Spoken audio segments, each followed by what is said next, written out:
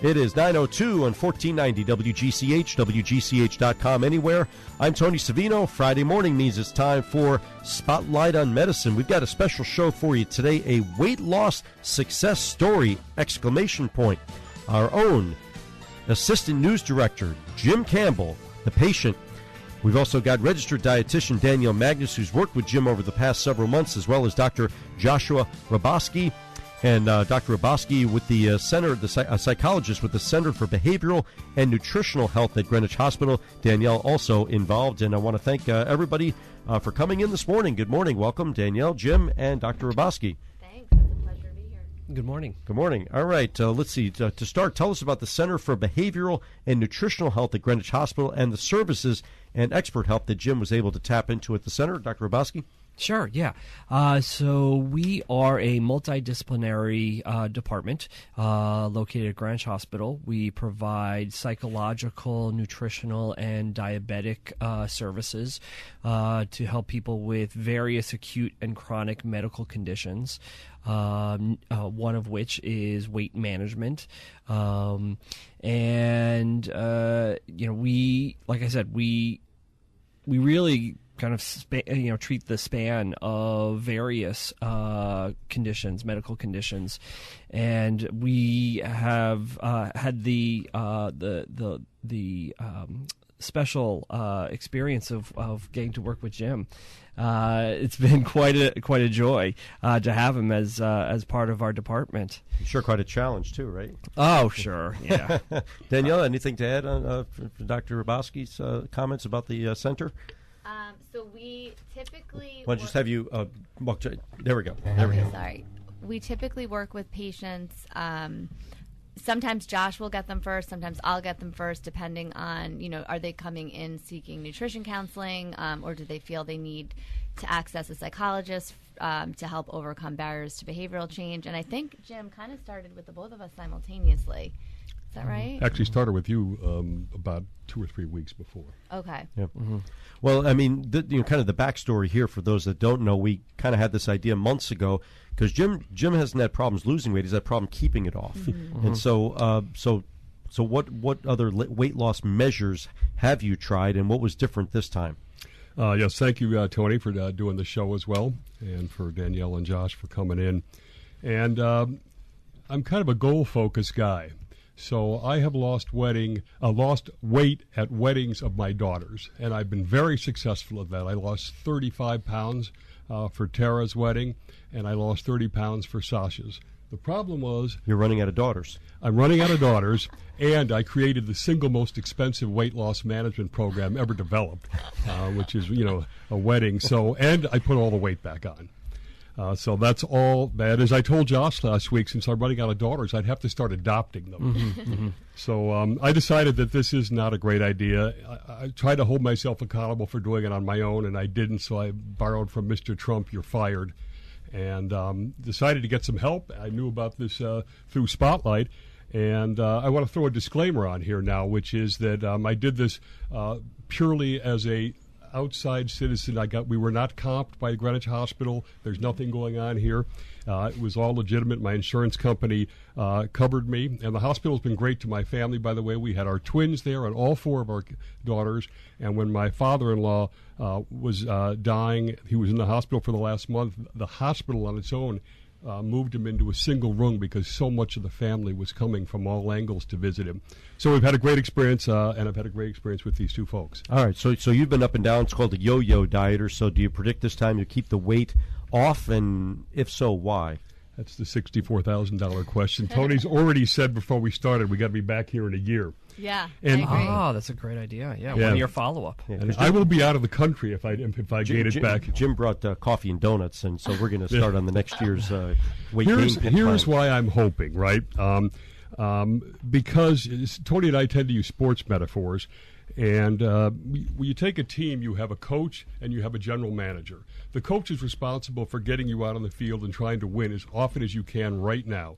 And every 2 weeks I go in, she puts me on the scale, holds me accountable, looks at my fitness pal and all of that. So that's that, and we're being successful. You'll hear all the results. The next thing is, how do I keep it off? And the general manager of a team is in charge of building for the future, making sure you've got the talent there, that you're going to win. And that's what Josh does, which is how do we get me to move from a great goal-focused orientation to changing my lifestyle so that this can become an ongoing phenomenon. We'll talk about how to do that. And basically transitioning from Danielle to Josh, I started with her. She brought up in a sensitive way, Josh is a psychologist, would you like to see him? In case I had any issue with that. And I said, I'll do whatever it takes. All right. And that's kind of how it ended up. Okay, and we'll talk to Dr. Hrabowski more about that as we go through the show. But one of the things that you did, I guess was one of the first, was altering your breakfast routine. So you've been eating the same breakfast every morning. Can you describe for the listeners what you were eating prior to meeting with Danielle and what you're eating now, and if you think it's made a difference? This is going to be a little bit ironic and maybe counterintuitive.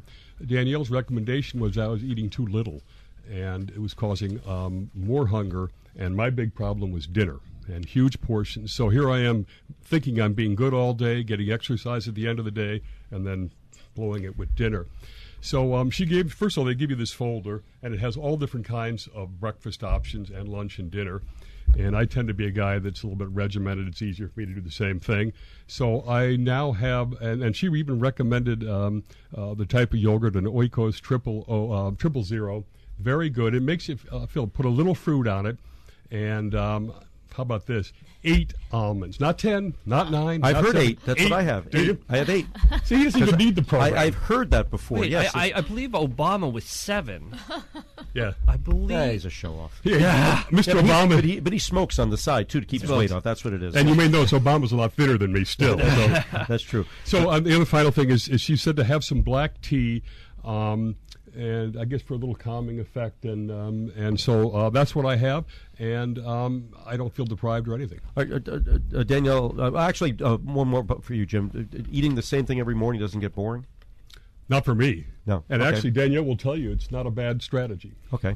It's, if it's something you like, it's easy to do. You get your staples in the house and you just stay consistent. And so let's talk about this, because he said, you told him he was eating too little for breakfast. So why do you want to eat more for breakfast? Right. So he was eating, I think it was a yogurt, like no fat, very little protein, high in sugar. So what we did was we kind of modified that. I said, okay, you like yogurt, let's go with that. Let's do a Greek yogurt so that it contains more protein.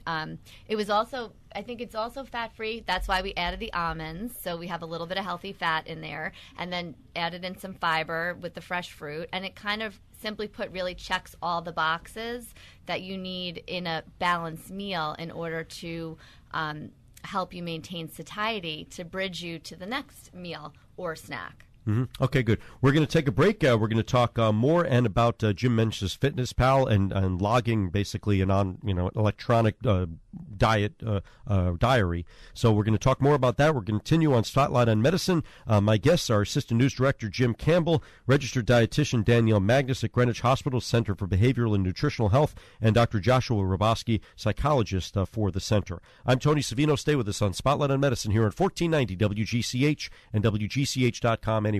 You make lots of important decisions for your family, but when it comes to healthcare, there's nothing more important than the doctors that you choose.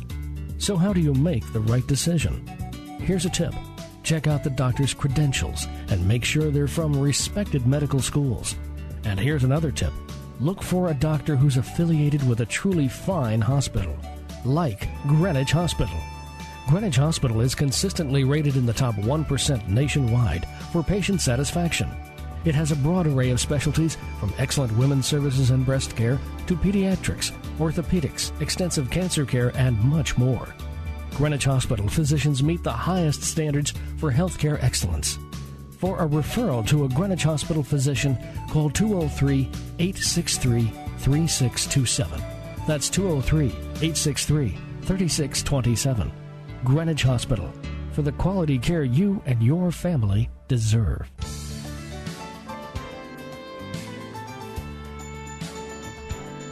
$9:12 here on 1490 WGCH, WGCH.com anywhere. I'm Toni Savino. This is Spotlight on Medicine. Next week on Spotlight, it's Finding Comfort in Hospice with Sue Root. social worker at Greenwich Hospital, and that'll be November 16th, next Thursday. But today we're talking weight loss success story with our own Jim Campbell, assistant news director here at the radio station, registered dietitian Danielle Magnus, and Dr. Joshua Hrabowski. And next, Jim, let's talk about you talked about MyFitnessPal. Why was that so good for you in tracking your weight and your intake of calories? To be honest, it not only is it the whole deal in terms of keeping me disciplined. When I'm cheating, I don't tend to put the stuff in there. So you have to actually, and I mean cheating before I joined you guys, of course. I don't cheat anymore. But it's very easy. It's right on your iPhone or whatever phone you've got. It takes just a few seconds, and it has every single brand as well. I mean, if you want to go to Burger King, it'll have the Burger King Whopper and everything. And not that you would know that. I haven't been there in 2 days. No, I haven't been there in 2 days. I put my exercise in there as well. And actually, Danielle even gave me advice there. She says all the equipment overrates your caloric loss during a workout. So I cut that by 1.33. I take a third off of it. Mm-hmm. And I enter all that and my snacks. And I try to get around 1,600 calories a day and 300 to 400, 500 calories of workout, which gives me a little bit of leeway in the 1,600 number. What was your caloric intake before this? Well, you weren't tracking, I don't think, so it was kind of hard to... Well, put it this way. I have since I've owned this through all my up and downs, and you can see the chart on my weight go like this, all the times it's going down, you'll find data. All the times it's going up, don't find data. Yeah. So. It's accountability, right? Yeah. So the portion sizes were huge, right? He could stay only within his calorie goal for 2 days out of 7 during the week. Now under it on a daily basis. So how did that reduction leave you feeling hungry, or did it? And how were you able to how long did it take to get used to everything? Yeah, she was concerned about that. And what I do basically is I have that breakfast, and then around 10:30 or so, I have an energy bar kind of thing, which she recommended the kind bars, in fact. And I try and have an apple in the afternoon. I try and have my lunch, etc. The funny thing, and I find this about me in other things too, which is I'll eat a huge amount of food. And then if I stick on this, I don't feel that deprived at all, and I don't feel that there's any difference. So I ask myself, why do I need all the volume? Now the other thing is, I do like volume. So for dinner, I become very big on salad and salmon, but a salad like this size, I mean a big salad, takes me 40 minutes to eat it, which will blow my kids away because I'm known for eating dinner in like 6 minutes. Mm-hmm. And in fact, growing up, the girls were so used to my having seconds that they wouldn't even speak. Tara would just pass me whatever was left on her plate. So, we used to call it the boarding house reach. I think you could take anything on the table. So and it's, by the way, I have a great support of kids too, because they've been following along with this. My youngest Lexa, I talked to her at the train yesterday, and she started saying, "Dad, don't put it on again. You're not going to put it on again, right?" And I was telling them about Josh and everything. But no, I have not suffered as much as you would think cutting the calories down. And you'll hear, you feel so much better. It's beyond belief. Daniel, give us a few reasons why you think Jim's been successful to this point. Right. So I think what he did was take, just kind of shift the calories that he was having, in the later hours of the day, and just really evenly distribute them throughout the day, because the body can only process a certain amount of calories at a given time. So kind of dividing those up equally throughout the day was very helpful for him. Also, we've discussed a lot that we want to consider this as not a diet and more of a lifestyle. Right. So basically, it's not going to have a beginning and an end. Like, he's changing his habits, and we're going to keep him that way. That's the most important thing, because I know a guy that had nothing but water for 44 days, lost 44 pounds in 44 days, but that's not healthy, and you're not going to keep that off. Right. So anybody could lose it. Now the key is keeping it off. We'll get to that in just a minute. But now we're going to bring Dr. Hrabowski in, a psychologist, and part of the process, Jim met with you. So, there's the old saying, the checkup from the neck up. How important is that for weight loss and keeping the weight off? Well, I think different people are at different places when they come to our program. Some people are really open, really eager, and they can sit down with someone like Danielle, a registered dietitian. If they have diabetes, a certified diabetes educator, they can sit down and really, hammer it away. One of the roles that I play is, as a psychologist, is to think about all the factors that are sometimes you wouldn't even consider as related to diet and weight management, and to consider how those factors influence one's eating behavior. So, for example, one thing that Jim and I tackled that he wasn't even thinking about before he came to see us was his sleep, and his how he struggled with insomnia.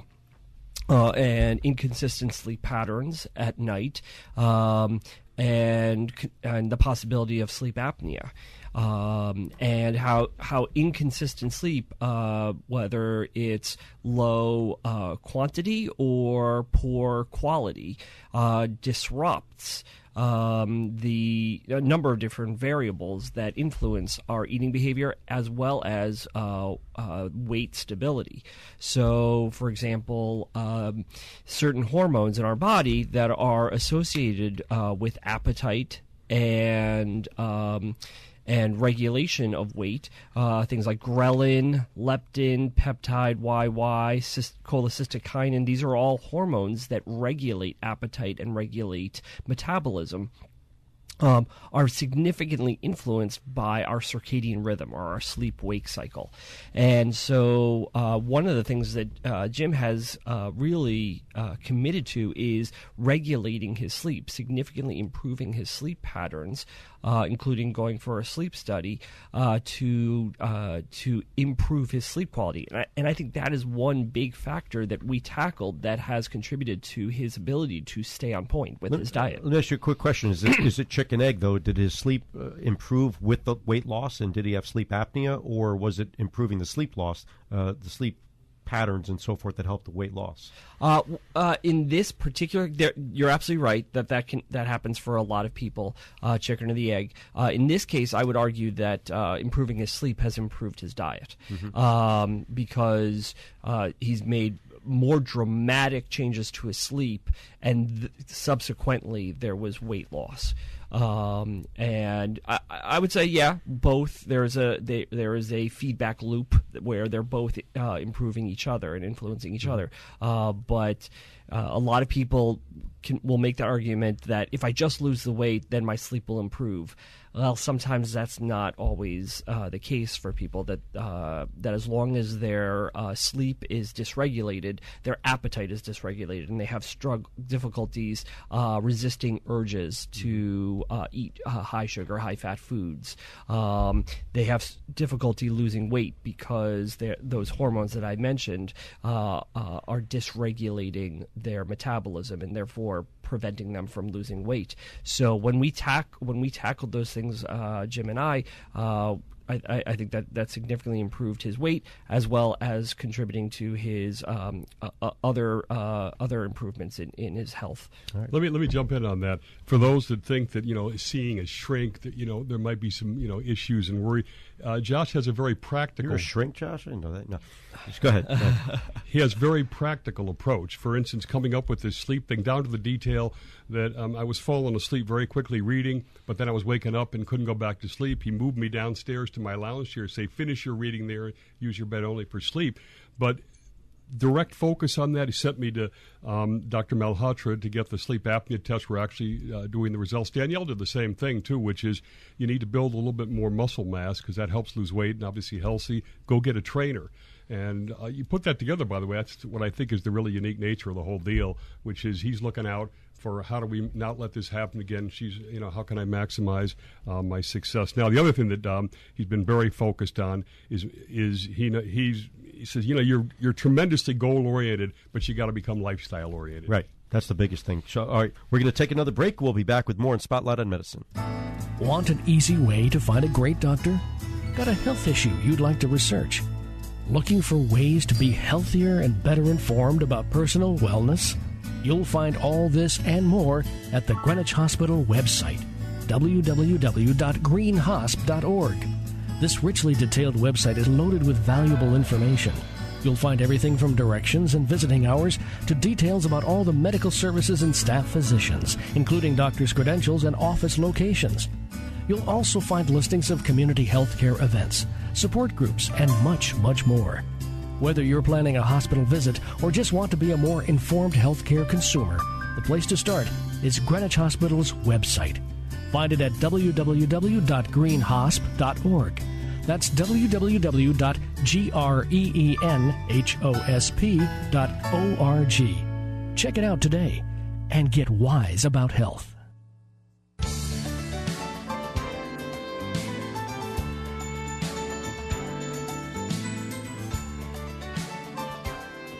$9:23 here at 1490 WGCH, WGCH.com, anywhere. I'm Toni Savino. Spotlight on Medicine. Less than 10 minutes from now, we will have the Healthy Hillary Show. Hillary Phillips with Catherine Switzer, first woman ever to run in the Boston Marathon, and she ran, I think, her 43rd New York City Marathon this past week, and she won the marathon in '74. Quite a groundbreaker. That's the show. We could go on forever with this show. We only have a few minutes left, but let's talk. The experience of an urge, Jim. What's it like to give in to an urge and to not to give in to an urge? And you didn't, full disclosure, have those Skittles out there that you love so much. You haven't. Yeah. Tony tried to test me earlier this week. I did. When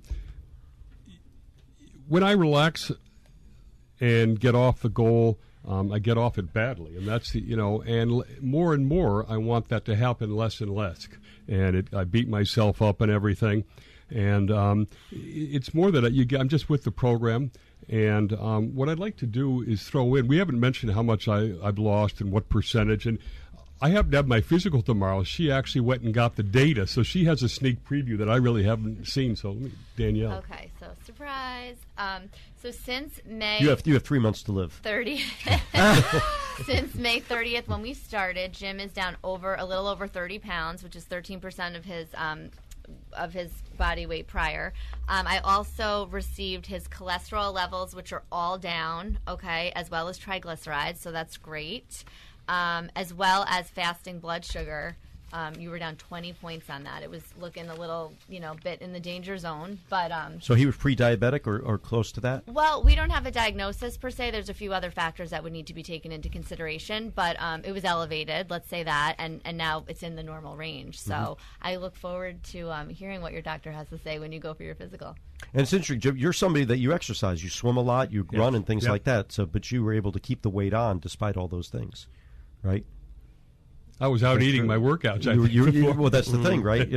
And was it a matter of just lowering caloric intake? Lowering caloric intake, is one thing, and most people can achieve weight loss by lowering the caloric intake. But to really keep the weight off, you need to eat balanced snacks and meals, throughout the day, and you never want to get to a place where you find yourself too hungry. That means your blood sugar is low, and you'll have a higher likelihood of overeating. So do you believe in grazing then throughout the day? Grazing is a little bit different. That's kind of mindless, just, seafood diet. You see food, you take it, you eat it. I like to recommend, every 2 to 3 hours. Right, okay.